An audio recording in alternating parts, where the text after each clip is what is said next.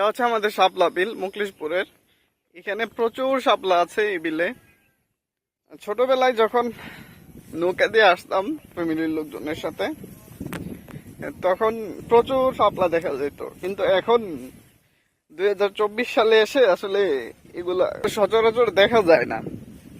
তো আজকে এসে খুবই ভালো লাগছে জায়গাটাতে। অনেক শাপলা দেখতে পেয়েছি, অনেক শাপলা আছে, সাদা সাদা, একদম সাদা হয়ে আছে পিছনে। খুবই ভালো লাগতেছে।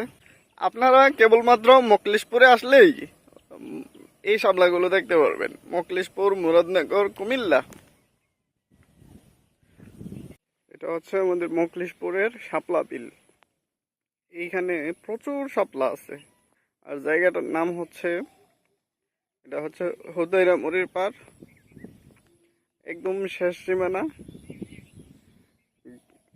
মকলেশপুরের প্রায় শেষের দিকে। এখানে প্রচুর শাপলা দেখতে পাচ্ছি, এত ভালো লাগতেছে শাপলাগুলো।